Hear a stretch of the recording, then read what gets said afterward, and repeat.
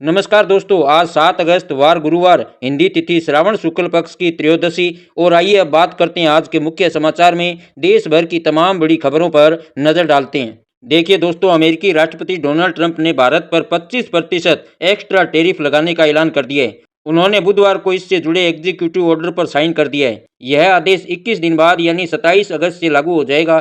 Executive order में कहा गया कि रूसी तेल खरीदने की वजह से भारत पर यह एक्शन लिया गया है। इससे पहले उन्होंने 30 जुलाई को भारत पर 25% टैरिफ का ऐलान किया था, लेकिन अब भारत पर कुल 50% टैरिफ लगेगा। तो वहीं भारतीय विदेश मंत्रालय ने इस कार्रवाई को गलत, अन्यायपूर्ण और गैर जरूरी बताते हुए अपने राष्ट्रीय हितों की रक्षा के लिए जरूरी कदम उठाने की बात कही। मंत्रालय ने कहा कि हम पहले ही कह चुके हैं कि भारत बाजार के हिसाब से फैसले लेता है। अमेरिका का यह फैसला दुर्भाग्यपूर्ण है। चलिए अगली खबर देखते हैं। उत्तराखंड के उत्तरकाशी के द्राली गांव में आई आपदा के पीछे की वजह बादल फटना बताया जा रहा था, लेकिन मौसम विभाग यानी आईएमडी के वैज्ञानिकों का कहना है कि हमारे पास बादल फटने का कोई डेटा नहीं है। मौसम वैज्ञानिकों का कहना है कि बादल फटना तब कहा जाता है जब अचानक 20 से 30 वर्ग किलोमीटर के इलाके में 1 घंटे या उससे कम समय में 100 mm या उससे ज़्यादा बारिश हो जाए। लेकिन 6 अगस्त को उत्तरकाशी में केवल 27 mm बारिश दर्ज की गई है, जो कि बहुत कम है। चलिए अगली खबर देखते हैं। प्रधानमंत्री नरेंद्र मोदी ने बुधवार को दिल्ली में कर्तव्य पथ पर कर्तव्य भवन 03 बिल्डिंग का उद्घाटन किया। पीएम ने कहा, कर्तव्य भवन में विकसित भारत की नीतियां बनेगी। ये सिर्फ इमारत नहीं, करोड़ों लोगों के सपनों को साकार करने की भूमि है। पीएम मोदी ने कर्तव्य भवन की जरूरत के बारे में बताया कि 100 सालों से होम मिनिस्ट्री एक ही बिल्डिंग में है, कुछ मंत्रालय किराए की बिल्डिंग में है, सालाना 1500 करोड़ रुपए रेंट देना पड़ता है। इससे सरकार का कितना खर्च हो रहा है। चलिए अगली खबर देखते हैं। दिल्ली हाईकोर्ट ने महिलाओं को सीडीएस यानी कंबाइंड डिफेंस सर्विसेज परीक्षा के जरिए भारतीय सैन्य अकादमी आईएमए, नौसेना अकादमी आईएनए और वायुसेना अकादमी एएफए में शामिल न करने को लेकर केंद्र सरकार से जवाब मांगा है। हाईकोर्ट के मुख्य न्यायाधीश देवेंद्र कुमार उपाध्याय की बेंच ने बुधवार को कहा, महिला अफसरों को सेना में परमानेंट जॉब नहीं मिल रही। यह मामला गंभीर है और केंद्र सरकार को इसका जवाब देना होगा। अगली सुनवाई नवंबर 2025 में होगी। चलिए अगली खबर देखते हैं। पहाड़ों पर मानसून की बारिश आफत लेकर आई है। हिमाचल प्रदेश में जारी बारिश ने जनजीवन अस्त व्यस्त कर दिया है। किन्नौर जिले में सालाना होने वाली किन्नर कैलाश यात्रा पर गए 2 श्रद्धालुओं की बाढ़ में बहने से मौत हो गई। अचानक आई बाढ़ से यात्रा रूट पर 2 पुल भी बह गए। बाकी का रास्ता भी बुरी तरह क्षतिग्रस्त हो गया, जिसके कारण यात्रा रोक दी गई है। कई श्रद्धालु फंसे हुए हैं। भारत तिब्बत सीमा पुलिस आईटीबीपी की टीम ने जिपलाइन की मदद से 413 यात्रियों को बचाया है। तो वहीं चंडीगढ़ मनाली नेशनल हाईवे पर भी लैंडस्लाइड हुई है। सड़कों पर बड़ी बड़ी चट्टान गिरने से राज्य में 500 से ज्यादा सड़कें बंद हैं। शिमला, मंडी, सोलन और कुल्लू जिले में स्कूलों की छुट्टी कर दी गई है। उत्तराखंड में भी भारी बारिश जारी है। पौड़ी जिले में बादल फटा है। यहाँ के बुरांसी गांव में मलबा गिरने से 2 महिलाएं दब गई। इसमें से एक महिला का शव बरामद हो चुका है, जबकि दूसरी की तलाश की जा रही है। वहीं बांकुड़ा गांव में भी बादल फटा है, जहां 5 नेपाली मजदूरों के बहने की सूचना सामने आई है। तो वहीं इससे पहले दराली गांव में भी मंगलवार को बादल फटने से भारी तबाही मच गई। इसमें 4 लोगों की मौत हो गई, जबकि 50 से ज्यादा लोग लापता बताए जा रहे हैं। चलिए अगली खबर देखते हैं। टीएमसी सांसद महुआ मोइत्रा और पूर्व बीजेडी सांसद पिनाकी मिश्रा की शादी का रिसेप्शन नई दिल्ली के होटल ललित में आयोजित किया गया। इस मौके पर देश भर से राजनीतिक दलों के नेताओं ने शिरकत की। इस कार्यक्रम में कांग्रेस नेता सोनिया गांधी भी मौजूद रही। वे राज्यसभा सांसद रंजीत रंजन और अन्य मेहमानों के साथ डिनर टेबल पर नजर आई। इसके अलावा समाजवादी पार्टी के प्रमुख अखिलेश यादव, तेलंगाना के मुख्यमंत्री रेवंत रेड्डी और पंजाब के मुख्यमंत्री भगवंत मान भी रिसेप्शन में पहुंचे। चलिए अगली खबर देखते हैं। गुजरात के वडोदरा में महिसागर नदी के ब्रिज पर फंसे टैंकर को आखिरकार 27 दिनों बाद बुधवार को निकाल लिया गया। यह टैंकर 9 जुलाई को ब्रिज टूटने के दौरान यहीं फंसा रह गया था। टैंकर में केमिकल भरा था। कई वाहन नदी में गिर गए थे। इस हादसे में 22 लोगों की मौत हो गई थी। टैंकर का अगला हिस्सा ब्रिज के टूटे स्लेब पर फंसा हुआ था। आधा हिस्सा ऊपर था, इस वजह से उसे खींचने में दिक्कत हो रही थी। यही कारण था कि ब्रिज पर भारी मशीनरी का इस्तेमाल नहीं किया जा सकता था। इसके बाद जिम्मेदारी पोरबंदर की विश्वकर्मा कंपनी की मरीन इमरजेंसी रिस्पांस टीम को दी गई। इसने बलून टेक्निक की मदद ली। चलिए अगली खबर देखते हैं। Chief justice of India B R Gavai ने कहा कि 11 अगस्त से उनकी अदालत में सीनियर वकील अर्जेंट सुनवाई की मांग नहीं कर सकते। हालांकि जूनियर वकीलों को इससे छूट दी गई है। गवई ने कहा कि कम से कम मेरी अदालत में तो इसका पालन किया जाएगा। उन्होंने कहा कि सुप्रीम कोर्ट के बाकी जस्टिस को भी इस प्रथा को अपनाना चाहिए। आमतौर पर वकील दिन की कार्रवाई की शुरुआत में अर्जेंसी का हवाला देकर जस्टिस के सामने केस की तत्काल सुनवाई की मांग करते हैं। इससे पहले से लिस्टेड मामले छूट जाते हैं। चलिए अगली खबर देखते हैं। सीहोर में बुधवार को पंडित प्रदीप मिश्रा के कुबेरेश्वर धाम में कांवड़ यात्रा में शामिल होने आए 3 और लोगों की मौत हो गई।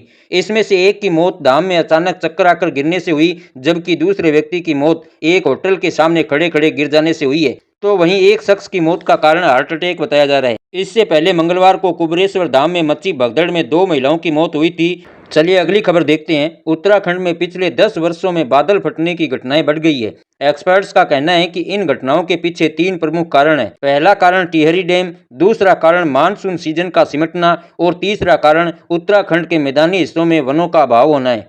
पिछले 1 दशक में बादल फटने की घटनाएं तेजी से बढ़ी है। अब मल्टी क्लाउड बर्स्ट की स्थिति पैदा हो गई है, यानी कई बादल एक साथ एक ही स्थान पर फटते हैं, जिससे भारी नुकसान हो रहा है। चलिए अगली खबर देखते हैं। प्रधानमंत्री नरेंद्र मोदी SCO समिट में शामिल होने के लिए चीन जाएंगे। यह दौरा 31 अगस्त और 1 सितंबर को होगा। 2020 में गलवान घाटी में भारत चीन सैन्य झड़प के बाद यह मोदी की पहली चीन यात्रा होगी। मोदी इससे पहले 2018 में वहां गए थे। बतौर प्रधानमंत्री PM मोदी का यह छठा चीन दौरा होगा, जो 70 सालों में किसी भी भारतीय PM की सबसे ज्यादा चीन यात्रा है। चीन से पहले PM मोदी 30 अगस्त को जापान पहुंचेंगे। यहां वो भारत जापान शिखर सम्मेलन में हिस्सा लेंगे। चलिए अगली खबर देखते हैं। हरियाणा के गुरुग्राम में दिन दहाड़े बीच सड़क पर युवक ने मॉडल युवती के सामने अश्लील हरकतें की। युवक ने मॉडल के सामने ही पैंट की जिप खोल दी। जिस वक्त ये घटना हुई, मॉडल वहां खड़ी होकर कैब का इंतजार कर रही थी। युवक की इस हरकत की मॉडल ने मोबाइल में रिकॉर्डिंग कर ली, जिसके बाद उसे अपने इंस्टाग्राम अकाउंट पर डाल दिया, जिसमें युवक प्राइवेट पार्ट से अश्लील हरकतें करते हुए साफ नजर आ रहे हैं। इसके बाद मॉडल ने पहले पुलिस को ऑनलाइन शिकायत की, जिस पर पुलिस ने FIR दर्ज कर ली। इसके बाद मॉडल ने थाने जाकर भी अपने बयान दर्ज कराए हैं। चलिए अगली खबर देखते हैं। हरियाणा के फरीदाबाद में बेटे ने 25 लाख रुपए के मुआवजे की चाहत में अपने जिंदा पिता की श्रद्धांजलि सभा आयोजित कर दी। बड़े बड़े पोस्टर छपवाकर गांव में लगवाए, ढोल बाजे के साथ नाचते हुए पूरे गांव में यात्रा निकाली। लेकिन जब जिंदा पिता ने इसका वीडियो देखा तो वह हैरान रह गया। पिता ने पहले अपने जिंदा होने की वीडियो बनाकर सरपंच को भेजी। इसके बाद खुद गांव पहुंचा और पंचायत करवाई। पंचायत ने बेटे का बहिष्कार कर दिया। पिता का आरोप है कि बेटा उसे जान से मारना चाहता है, इसलिए वह 9 महीने से घर से गायब था। तो वहीं बेटा कह रहा है कि यह पिता को तलाशने का तरीका था। चलिए अगली खबर देखते हैं। हरियाणा में 6 नई इंडस्ट्रियल मॉडल टाउनशिप बनेगी। इनमें से 2 CM नायब सैनी के गृह जिले अंबाला में होगी। फरीदाबाद में 2, रेवाड़ी और जिंद में एक बनेगी। इन IMT के लिए सरकार को करीब 35,000 एकड़ जमीन की जरूरत होगी। सबसे ज्यादा 12,000 एकड़ जमीन की जरूरत जिंद IMT के लिए है। मध्य हरियाणा का यह पहला IMT होगा। पूर्व में किसानों के विरोध को देखते हुए प्रदेश सरकार जबरदस्ती अधिग्रहण करने की बजाय भूमि मालिकों की मर्जी से जमीन लेगी। जमीन बेचने के इच्छुक किसान खुद हरियाणा राज्य औद्योगिक विकास निगम के ई-भूमि पोर्टल पर पेशकश कर सकते हैं। इसके लिए 31 अगस्त तक आवेदन होंगे। इसमें किसान मर्जी की रेट भी मांग सकते हैं। हालांकि उस इलाके के कलेक्टर रेट और बाजार कीमत के हिसाब से सरकारी अफसर बातचीत के जरिए मोल भाव करेंगे। IPL चैंपियन RCB के तेज गेंदबाज यश दयाल को नाबालिग से रेप के मामले में राजस्थान हाईकोर्ट से राहत नहीं मिली है। जयपुर में जस्टिस सुदेश बंसल की अदालत ने कहा कि पीड़ित नाबालिग है, इसलिए गिरफ्तारी और पुलिस कार्रवाई पर रोक नहीं लगा सकते हैं। अदालत ने केस डायरी तलब की है। अगली सुनवाई 22 अगस्त को होगी। बहस के दौरान क्रिकेटर के वकील कुणाल जेमन ने कहा, हमारे खिलाफ गाजियाबाद में भी एक लड़की ने रेप केस किया था, जिस पर इलाहाबाद हाईकोर्ट ने रोक लगा दी थी। उसके 7 दिन बाद ही जयपुर में दूसरी लड़की ने केस दर्ज करवाया है। इस मामले में पूरा गिरोह सक्रिय है, जो इस तरह के मुकदमे दर्ज करवाकर ब्लैकमेल करना चाहता है। चलिए अगली खबर देखते हैं। रायबरेली में स्वामी प्रसाद मौर्य पर करणी सेना के एक कार्यकर्ता ने हमला कर दिया। रोहित द्विवेदी नाम के युवक ने पहले स्वामी प्रसाद को माला पहनाई, फिर सिर पर पीछे से हाथ मारकर भागने लगा। स्वामी प्रसाद अचानक चीखे तो कार्यकर्ता अलर्ट हो गए। उन्होंने मौके से भाग रहे युवक को दौड़कर पकड़ लिया और उसे गिराकर बुरी तरह पीटा। इसके बाद सुरक्षा कर्मियों ने बड़ी मुश्किल से भीड़ से उसे बचाया। स्वामी प्रसाद के समर्थकों ने युवक को इतना पीटा कि वह खून से लथपथ हो गया। हमले की वजह पूछने पर उसने कहा कि मैं करणी सेना से जुड़ा हुआ हूं।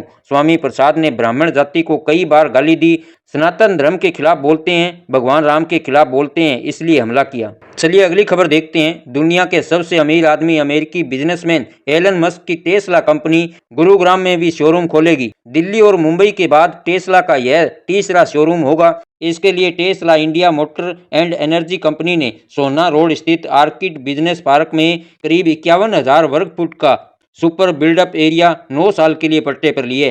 चलिए अगली खबर देखते हैं। पंजाब में मोहाली के इंडस्ट्रियल एरिया में एक फैक्ट्री में सिलेंडर ब्लास्ट हुआ है, जिसमें 2 लोगों की मौत हो गई है, जबकि 4 लोग घायल हुए हैं। हादसे के बाद इलाके में अफरा तफरी मच गई। धमाका इतना तेज था कि आसपास के घरों की दीवारें तक हिल गई और फैक्ट्री की छत को भी काफी नुकसान पहुंचा।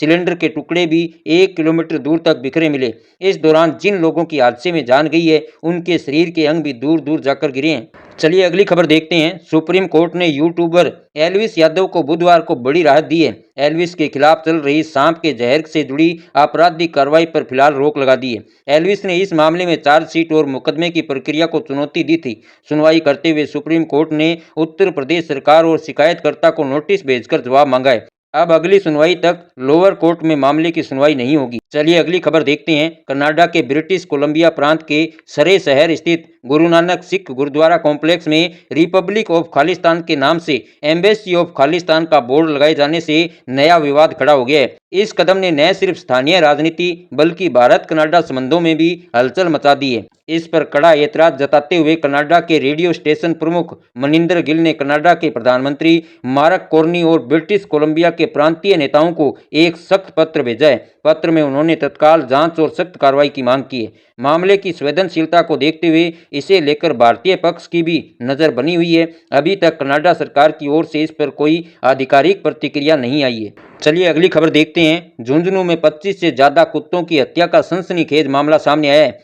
एक बदमाश बंदूक लेकर घूमता है और कुत्ता नजर आते ही गोली मारकर उनकी हत्या कर देता है। कुत्तों को मारने की घटना 2 और 3 अगस्त की बताई जा रही है। इससे जुड़ा एक वीडियो सामने आते ही पुलिस हरकत में आ गई। मामला नवलगढ़ इलाके के कुमावास गांव का है। चलिए अगली खबर देखते हैं। इंडियन प्रीमियर लीग यानी आईपीएल के बाद अब जयपुर में 10-10 ओवर के मैच का रोमांच दिखेगा। सवाई मानसिंह स्टेडियम में गुरुवार से लीजेंड G-T10 लीग की शुरुआत होने जा रही है। टेनिस बॉल से खेले जाने वाली इस लीग में 6 टीमें हिस्सा लेंगी।